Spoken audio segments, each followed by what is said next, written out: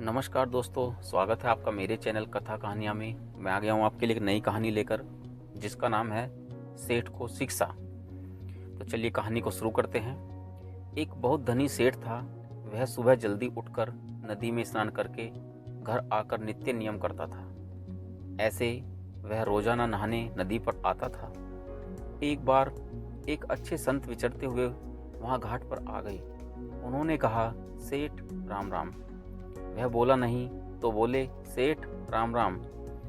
ऐसे 2-3 बार बोलने पर भी सेठ राम राम नहीं बोला। सेठ ने समझा कि कोई मंगता है, इसलिए कहने लगा, हट हट, चल हट यहाँ से। संत ने देखा कि अभिमान बहुत बढ़ गया है, भगवान का नाम भी नहीं लेता। मैं तो भगवान का नाम लेता हूँ और यह हट हट कहता है। इन धनी आदमियों के वहम रहता है कि हमारे से कोई कुछ मांग लेगा, कुछ ले लेगा, इसलिए धनी लोग सबसे डरते रहते हैं। वे गरीब से, साधु से, ब्राह्मण से, राज्य से, चोरों से, डाकुओं से डरते हैं। अपने बेटा पोता ज़्यादा हो जाएंगे तो धन का बंटवारा हो जाएगा, ऐसे भी डर लगता है उन्हें। संत ने सोचा कि इसे ठीक करना है, तो वे वैसे ही सेठ बन गए और सेठ बनकर घर चले गए। दरबान ने कहा कि आज आप जल्दी कैसे आ गए? तो उन्होंने कहा कि एक बहरूपिया मेरा रूप धर के वहाँ आ गया था। मैंने समझा कि वह घर पर जाकर कोई गड़बड़ी ना कर दे, इसलिए मैं जल्दी आ गया। तुम सावधानी रखना, वह आ जाए तो उसे भीतर मत आने देना। सेठ घर पर जैसा नित्य नियम करता था, वैसे ही वे सेठ बने हुए संत भजन पाठ करने लग गए। अब वह सेठ सदा की तरह धोती और लोटा लिए आया तो दरबान ने रोक दिया। कहा, जाते हो? कहाँ जाते हो? हटो यहाँ से। सेठ बोला, तूने भांग पी ली है क्या? नशा आ गया है क्या? क्या बात है, तू नौकर है मेरा और मालिक बनता है? दरबान ने कहा, हट यहाँ से, नहीं जाने दूंगा भीतर। सेठ ने छोरों को आवाज दी, आज इसको क्या हो गया? तो उन्होंने कहा, बाहर जाओ, भीतर मत आना। बेटे भी ऐसे ही कहने लगे, जिसको पूछे वो ही धक्का दे। सेठ ने देखा कि क्या तमाशा हुआ है भाई, मुझे दरवाजे के भीतर भी नहीं जाने देते हैं। बेचारा इधर उधर घूमने लगा। अब क्या करे, उसकी कहीं चली नहीं तो उसने राज्य में जाकर रिपोर्ट दी कि इस तरह आफत आ गई। वे सेठ राज्य के बड़े मान्य आदमी थे। राजा ने उनको जब इस हालत में देखा तो कहा, आज क्या बात है, लोटा धोती लिए कैसे आए हो? तो वह बोला, कैसे कैसे क्या महाराज, मेरे घर में कोई बहरूपिया बनकर घुस गया है और मुझे निकाल दिया बाहर।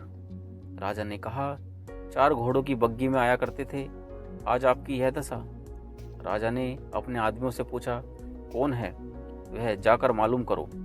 घर पर खबर गई तो घर वालों ने कहा कि अच्छा, वह राज्य में पहुंच गया, बिल्कुल नकली आदमी है वह, हमारे सेठ तो भीतर विराजमान है। राजा को जाकर कहा कि वह तो घर में अच्छी तरह से विराजमान है। राजा ने कहा, सेठ को कहो कि राजा बुलाते हैं।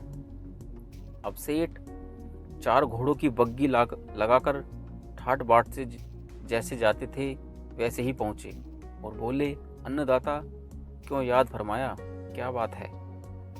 राजा जी बड़े चकराए कि दोनों एक से दिख रहे हैं, पता कैसे लगे? मंत्रियों से पूछा तो वे बोले, साहब, असली सेठ का कुछ पता नहीं लगता। तब राजा ने पूछा, आप दोनों में असली और नकली कौन है? तो कहा, परीक्षा कर लो।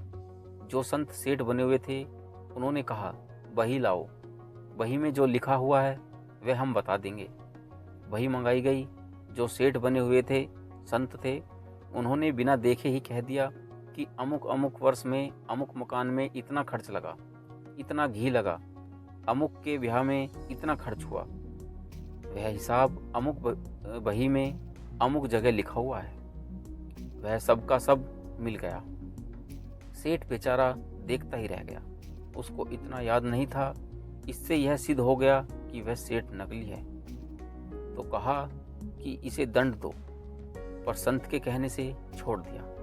दूसरे दिन फिर वह धोती और लोटा लेकर गया। वहां वही संत बैठे थे। उस सेठ को देखकर संत ने कहा, राम राम। तब उसकी आंख खुली कि यह सब इन संत का चमत्कार है। संत ने कहा, तुम भगवान का नाम लिया करो, हर एक का तिरस्कार अपमान मत किया करो। जाओ, अब तुम अपने घर जाओ। वह सेठ सदा की तरह चुपचाप अपने घर आ गए। तो दोस्तों, कैसी लगी कहानी कमेंट कर ज़रूर बताएं। वीडियो अच्छी लगी हो तो कृपया लाइक करें, शेयर करें और कमेंट में अपनी राय ज़रूर दें। धन्यवाद।